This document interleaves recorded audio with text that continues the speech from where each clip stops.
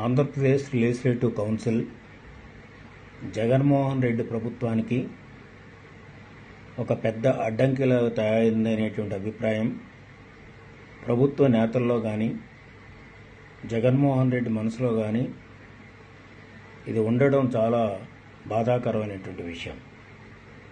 రాజ్యాంగపరంగా అదేవిధంగా కౌన్సిల్కు ఉండేటువంటి రూల్స్ ప్రకారంగా శాసనసభలో ఏది పాస్ అయినప్పటికీ కూడా అది కౌన్సిల్కి వచ్చినప్పుడు దాన్ని క్షుణ్ణంగా ఎగ్జామిన్ చేసి అదేవిధంగా కొన్ని అమెండ్మెంట్స్ తోటి కానీ లేకపోతే టోటల్ రిజెక్షన్ కానీ లేకపోతే సెలెక్ట్ కమిటీకి కానీ పంపించేటువంటి అవకాశం ఉంది.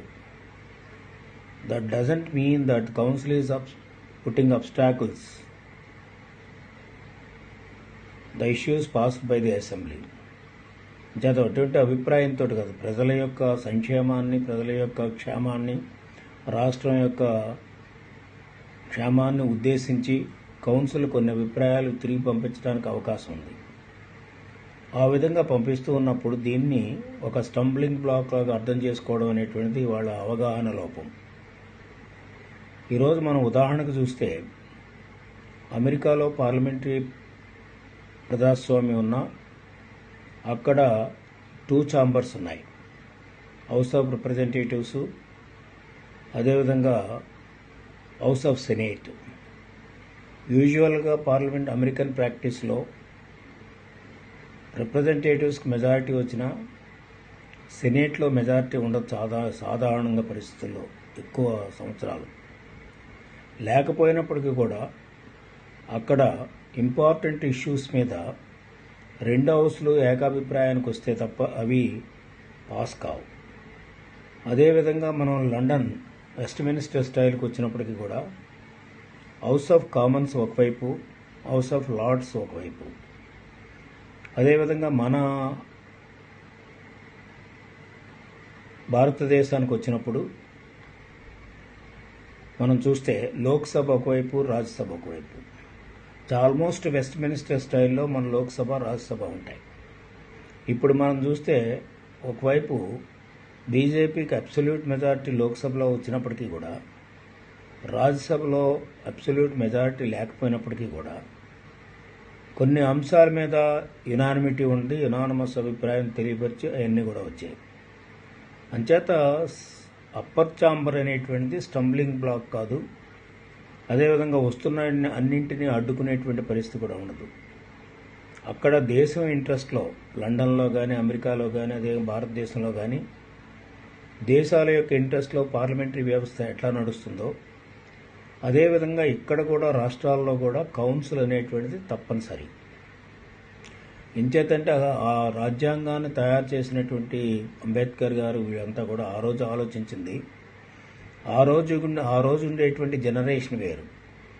ఆ రోజు ఉండేటువంటి జనరేషను ఆ రోజు రాజ్యాంగాన్ని అభిమానిస్తూ రాజ్యాంగాన్ని తూచా తప్పకుండా అమలుపరుస్తూ ఉన్నటువంటి రోజులు అవి. కానీ ఇప్పుడు జనరేషను రాజ్యాంగం, అంబేద్కర్ రచించినటువంటి రాజ్యాంగం లెక్కలేదు, రూల్ ఆఫ్ లా లెక్కలేదు. అంచేత ఇష్టం వచ్చినట్టు మెజారిటీ ఉందనే ఉద్దేశంతో శాసనసభలో చేసేటువంటి యొక్క పరిణామాలు చూస్తూ ఉంటే ఇటువంటి పరిస్థితుల్లో కౌన్సిల్ అనేటువంటిది చెక్ చేయడానికి, రివ్యూ చేయడానికి, ఎగ్జామిన్ చేయడానికి కౌన్సిల్ చాలా అవసరం.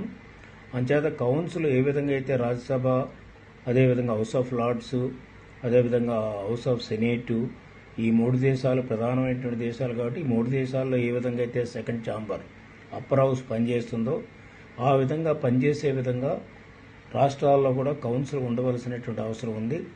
ఆ విధంగా కౌన్సిల్ ఉన్నట్లయితే ఈ రోజు వస్తున్నటువంటి పరిస్థితులు, ఈరోజు చూస్తున్నటువంటి పరిస్థితులు ప్రజాస్వామ్య డిక్టేటర్స్ అంటే పేరుకి ఎలక్ట్ కాబడ్డారు తప్ప ఎలక్ట్ అయిన తర్వాత డిక్టేటర్స్గా మారుతున్నటువంటి సందర్భాల్లో వాళ్ళ వ్యూహాలనే ఇక్కడ అమలు జరపాలని అనుకున్నప్పుడు ప్రజలకు ఇష్టం లేకపోయినా, ప్రాంతాలకు ఇష్టం లేకపోయినా, రాష్ట్రాలకు ఇష్టం లేకపోయినా వాళ్ళు అనుకున్నదే జరగాలనుకున్నప్పుడు ఈ జనరేషన్కి సరి అయినటువంటి రైట్ మార్గంలో పెట్టాలంటే కౌన్సిల్ సెకండ్ ఛాంబర్, అదే అప్పర్ హౌస్ కూడా ఉండవలసినటువంటి అవసరం ఉంది. దానికి కావాల్సినటువంటి అమెండ్మెంట్స్ కూడా కేంద్ర ప్రభుత్వం చేయవలసినటువంటి అవసరం ఉంది. చేయాలనేది కూడా తప్పనిసరిగా చేయాలనేది కూడా నా అభిప్రాయం. అంచేత ఆ విధంగా మనం పర్మనెన్సీని కౌన్సిల్ కూడా ఉండేటట్టుగా చేస్తే రాజ్యాంగపరంగా దీనికి ఎప్పుడు కూడా చెక్ ఉంటుంది. ప్రజాస్వామ్యంలో మెజారిటీల ప్రకారంగా కాకుండా ప్రజల యొక్క మెజారిటీ చూసుకోవాలి. ఈనాడు జగన్మోహన్ రెడ్డి గారు నాకు 151 మంది గెలిచారని అంటున్నారు, కానీ ఆయనకు వచ్చిన ఓటింగ్ ప్యాటర్న్ అంతా బిలో 50% ఓటింగ్ ప్యాటర్న్. అంటే టోటల్ జనాభాలో సగం కూడా ఆయనకి ఓట్లు వేయలేదు, ఆయన్ని సపోర్ట్ చేయలేదు. అంచేత ప్రజాస్వామ్యంలో చూస్తే ఏది మెజారిటీ, ప్రజల్లో మెజారిటీ చూసినట్టయితే ఆయనకి రాలేదు. సీట్లలో మెజారిటీ, అబ్సల్యూట్ మెజారిటీ వచ్చింది. అంచేత ఇక్కడికి ప్రజల యొక్క అభిప్రాయానికి వ్యతిరేకంగా ఆయనకు వచ్చింది 47%, తెలుగుదేశానికి వచ్చింది 40%, అదేవిధంగా మిగతా వాళ్ళందరికీ వచ్చింది రెస్ట్ ఆఫ్ ద పర్సంటేజ్. అంచేత ఈ పర్సంటేజ్లు ఓటింగ్ చూసినట్టయితే 100% అంటే మోర్ దాన్ 50% జగన్మోహన్ రెడ్డిని ముఖ్యమంత్రి కావాలని అనుకోలేదు. అంచేత ఓకే, సీట్లు వచ్చాయి కాబట్టి గవర్నమెంట్ ఫామ్ చేశారు. గవర్నమెంట్ ఫామ్ చేసిన తర్వాత ప్రజల అభిప్రాయాన్ని కూడా దృష్టిలో పెట్టుకుని చట్టాలు చేయవలసినటువంటి అవసరం ఉంది తప్ప సొంత అభిప్రాయాలకి సొంతంగా లబ్ధి కొరకు చట్టాలు తయారు చేసే పరిస్థితులు ఈ రోజు జనరేషన్లో ఉన్నాయి. కాబట్టి ఇవన్నీ అరికట్టాలంటే కౌన్సిల్ తప్పనిసరిగా రాజ్యాంగపరంగా పర్మనెంట్ విధానం వచ్చే విధంగా రాజ్యాంగాన్ని కూడా అమెండ్ చేయవలసినటువంటి అవసరం ఉంది. అది గవర్నమెంట్ ఆఫ్ ఇండియా నేను నా పర్సనల్గా అదేవిధంగా కోరుతూ ఉన్నా. ఎందుచేతంటే ఇది తప్పనిసరి ఇప్పుడున్నటువంటి పరిస్థితిలో. తప్పేం లేదు. ఎంచేతంటే 3 దేశాల గురించి చెప్పాను.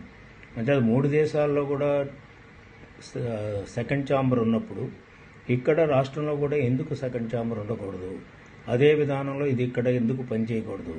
అప్పుడు ఏంటంటే టోటల్ చెక్ ఉంటుంది కాబట్టి ఏ పార్టీ అధికారంలో ఉన్నప్పుడు కూడా వాళ్ళ ఇష్టానుసారంగా పనిచేయడానికి, ప్రజలకి ఆలోచనలకు వ్యతిరేకంగా, ప్రజల ఇష్టానికి వ్యతిరేకంగా, రాష్ట్ర భవిష్యత్తు ఇష్టానికి వ్యతిరేకంగా పనిచేయడానికి వీలు లేకుండా ఇది కౌన్సిల్ కూడా పనిచేస్తుంది. కాబట్టి కౌన్సిల్, అసెంబ్లీ రాష్ట్రంలో చూసినట్లయితే కలిసి పనిచేసేటువంటి విధానాన్ని కూడా రూపొందించుకోవడానికి అవకాశం ఉంది. ఈనాడు యుఎస్ పార్లమెంట్ అంతే. యుఎస్ పార్లమెంట్లో సెనేట్కి మెజారిటీ, సెనేట్లో ప్రభుత్వానికి మెజారిటీ ఉండదు, హౌస్ ఆఫ్ రిప్రజెంటేటివ్స్లో మెజారిటీ ఉంటుంది.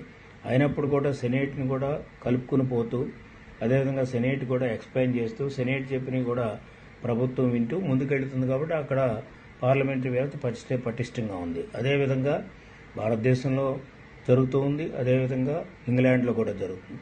అంచేత ఇటువంటి విధానానికి మనం స్వాగతం పలకవలసినటువంటి అవసరం ఉంది. మరొకసారి కేంద్ర ప్రభుత్వాన్ని రిక్వెస్ట్ చేస్తున్నాం, కౌన్సిల్ కంపల్సరీగా ఇక రాష్ట్రాల్లో ఉండేటువంటి విధానాన్ని ప్రవేశపెట్టడానికి అవసరమైతే రాజ్యాంగాన్ని అమెండ్ చేయవలసిందిగా కోరుతున్నాం.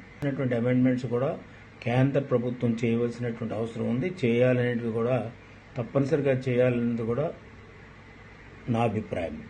అంచేత ఆ విధంగా మనం పర్మనెన్సీని కౌన్సిల్ కూడా ఉండేటట్టుగా చేస్తే రాజ్యాంగపరంగా దీనికి ఎప్పుడు కూడా చెక్ ఉంటుంది. ప్రజాస్వామ్యంలో మెజారిటీల ప్రకారంగా కాకుండా ప్రజల యొక్క మెజారిటీ చూసుకోవాలి.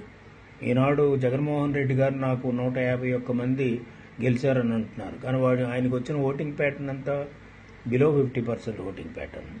అంటే టోటల్ జనాభాలో సగం కూడా ఆయనకి ఓట్లు వేయలేదు, ఆయన్ని సపోర్ట్ చేయలేదు. అంచేత ప్రజాస్వామ్యంలో చూస్తే ఏది మెజారిటీ, ప్రజల్లో మెజారిటీ చూసినట్టయితే ఆయనకి రాలేదు. సీట్లలో మెజారిటీ, అబ్సల్యూట్ మెజారిటీ వచ్చింది. అంచేత ఇక్కడికి ప్రజల యొక్క అభిప్రాయానికి వ్యతిరేకంగా ఆయనకు వచ్చింది 47%, తెలుగుదేశానికి వచ్చింది 40%, అదేవిధంగా మిగతా వాళ్ళందరికీ వచ్చింది రెస్ట్ ఆఫ్ ద పర్సంటేజ్. అంచేత ఈ పర్సంటేజ్లు ఓటింగ్ చూసినట్టయితే 100% అంటే మోర్ దాన్ 50% జగన్మోహన్ రెడ్డిని ముఖ్యమంత్రి కావాలని అనుకోలేదు. అంచేత ఓకే, సీట్లు వచ్చాయి కాబట్టి గవర్నమెంట్ ఫామ్ చేశారు. గవర్నమెంట్ ఫామ్ చేసిన తర్వాత ప్రజల అభిప్రాయాన్ని కూడా దృష్టిలో పెట్టుకుని చట్టాలు చేయవలసినటువంటి అవసరం ఉంది తప్ప సొంత అభిప్రాయాలకి సొంతంగా లబ్ధి కొరకు చట్టాలు తయారు చేసే పరిస్థితులు ఈ రోజు జనరేషన్లో ఉన్నాయి. కాబట్టి ఇవన్నీ అరికట్టాలంటే కౌన్సిల్ తప్పనిసరిగా రాజ్యాంగపరంగా పర్మనెంట్ విధానం వచ్చే విధంగా రాజ్యాంగాన్ని కూడా అమెండ్ చేయవలసినటువంటి అవసరం ఉంది. అది గవర్నమెంట్ ఆఫ్ ఇండియా నేను నా పర్సనల్గా అదేవిధంగా కోరుతూ ఉన్నా. ఎందుచేతంటే ఇది తప్పనిసరి ఇప్పుడున్నటువంటి పరిస్థితిలో. తప్పేం లేదు. ఎంచేతంటే 3 దేశాల గురించి చెప్పాను. అంటే అది 3 దేశాల్లో కూడా సెకండ్ ఛాంబర్ ఉన్నప్పుడు ఇక్కడ రాష్ట్రంలో కూడా ఎందుకు సెకండ్ ఛాంబర్ ఉండకూడదు? అదే విధానంలో ఇది ఇక్కడ ఎందుకు పనిచేయకూడదు? అప్పుడు ఏంటంటే టోటల్ చెక్ ఉంటుంది కాబట్టి ఏ పార్టీ అధికారంలో ఉన్నప్పుడు కూడా వాళ్ళ ఇష్టానుసారంగా పనిచేయడానికి ప్రజలకి ఆలోచనలకు వ్యతిరేకంగా, ప్రజల ఇష్టానికి వ్యతిరేకంగా, రాష్ట్ర భవిష్యత్తు ఇష్టానికి వ్యతిరేకంగా పనిచేయడానికి వీలు లేకుండా ఇది కౌన్సిల్ కూడా పనిచేస్తుంది కాబట్టి కౌన్సిల్, అసెంబ్లీ రాష్ట్రంలో చూసినట్లయితే కలిసి పనిచేసేటువంటి విధానాన్ని కూడా రూపొందించుకోవడానికి అవకాశం ఉంది. ఈనాడు యుఎస్ పార్లమెంట్ అంతే. యుఎస్ పార్లమెంట్లో సెనేట్కి మెజారిటీ, సెనేట్లో ప్రభుత్వానికి మెజారిటీ ఉండదు. హౌస్ ఆఫ్ రిప్రజెంటేటివ్స్లో మెజారిటీ ఉంటుంది. అయినప్పుడు కూడా సెనేట్ని కూడా కలుపుకుని పోతూ, అదేవిధంగా సెనేట్ కూడా ఎక్స్ప్లెయిన్ చేస్తూ, సెనేట్ చెప్పినవి కూడా ప్రభుత్వం వింటూ ముందుకెళ్తుంది కాబట్టి అక్కడ పార్లమెంటరీ వ్యవస్థ పటిష్టంగా ఉంది. అదేవిధంగా భారతదేశంలో జరుగుతూ ఉంది. అదేవిధంగా ఇంగ్లాండ్లో కూడా జరుగుతుంది. అంచేత ఇటువంటి విధానానికి మనం స్వాగతం పలకవలసినటువంటి అవసరం ఉంది. మరొకసారి కేంద్ర ప్రభుత్వాన్ని రిక్వెస్ట్ చేస్తున్నాం. కౌన్సిల్ కంపల్సరీగా ఇక రాష్ట్రాల్లో ఉండేటువంటి విధానాన్ని ప్రవేశపెట్టడానికి అవసరమైతే రాజ్యాంగాన్ని అమెండ్ చేయవలసిందిగా కోరుతున్నాం.